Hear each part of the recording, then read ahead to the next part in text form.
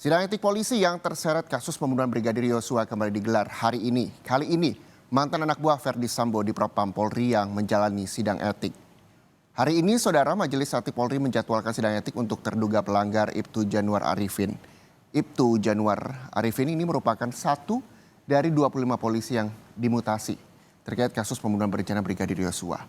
Ibtu Januar Arifin yang sebelumnya menjabat sebagai Paminden A Ropaminal Div Propam Polri dimutasi sebagai Ian Mapolri buntut kasus Verdi Sambo.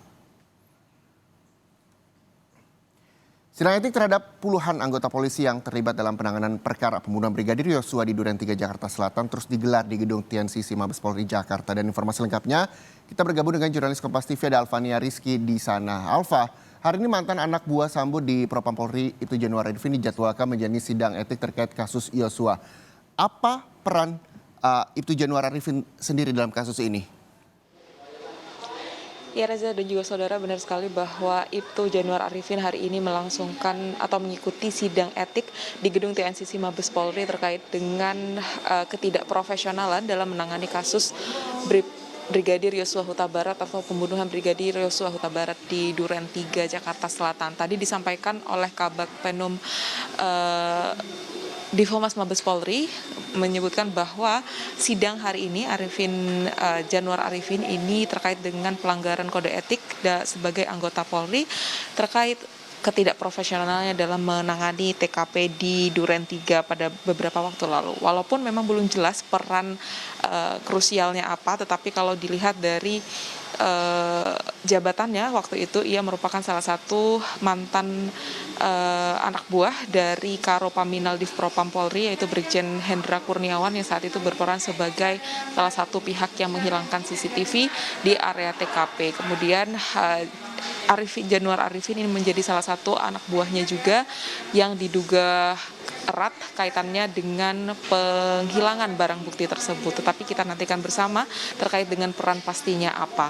Januar Arifin menjadi anggota Polri ke-13 yang mengikuti sidang etik dari 31 anggota Polri yang diduga melanggar kode etik dan dalam hal ketidakprofesionalan dan juga perintangan penindakan hukum atau obstruction of justice. Dan untuk hasil sanksinya sendiri ini memang belum keluar karena persidangan masih terus berlangsung, di mana kalau dilihat dari pelanggaran yang dilakukan oleh Ibtu Januar Arifin ini besar kemungkinan ia tergolong dalam kategori pelanggaran ringan hingga sedang. Kalau dilihat dari kemarin, sanksi-sanksi yang diterima oleh para anggota Kepolisian Republik Indonesia yang sudah mengikuti sidang etik ini beragam tergantung dengan kategori pelanggarannya. Ada yang PTDH, 4 anggota Polri, maksud saya ada 5 anggota Polri yang sudah di PTDH terkait dengan obstruction of justice dan juga perannya dalam ketidakprofesionalan dalam menangani kasus Brigadir Yosua Huta Barat. Kemudian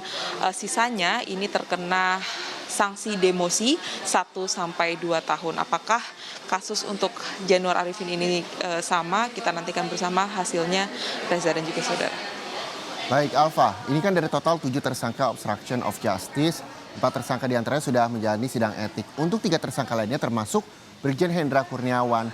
Lalu kapan dijadwalkan sidang etik berikutnya?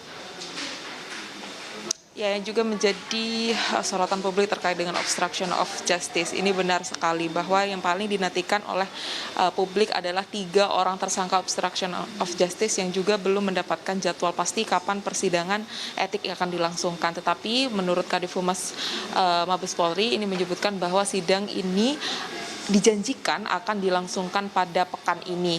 Diinformasikan bahwa harinya belum pasti, tetapi pemberkasan dan juga kelengkapan-kelengkapan ini harus dipenuhi dulu oleh Komisi Kode Etik untuk kemudian melangsungkan sidang etik. Karena beberapa alasan yang menjadi perintangan terhadap atau menjadi halangan terkait dengan pelaksanaan sidang etik terhadap 3 tersangka obstruction of justice ini terkait dengan ketidakhadiran saksi atau kemampuan saksi untuk hadir dalam sidang etik nantinya, yaitu adalah salah satu tersangka obstruction of justice yakni Arif Rahman yang disebutkan dia sedang dalam kondisi sakit sehingga tidak bisa mengikuti proses sidang etik, sehingga untuk proses sidang etik terhadap Brigjen Hendra Kurniawan dan juga 2 orang lainnya ini harus diundur.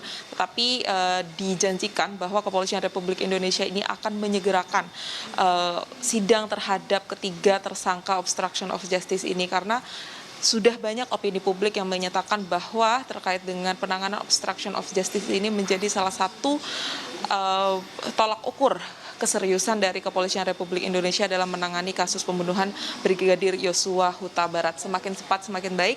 Kita nantikan bersama terkait dengan sidang obstruction of justice terhadap 3 tersangka lainnya. Reza. Baik, terima kasih Alfania Rizky melaporkan langsung dari Barreskrim Polri Jakarta. Selamat kembali bertugas Alfa.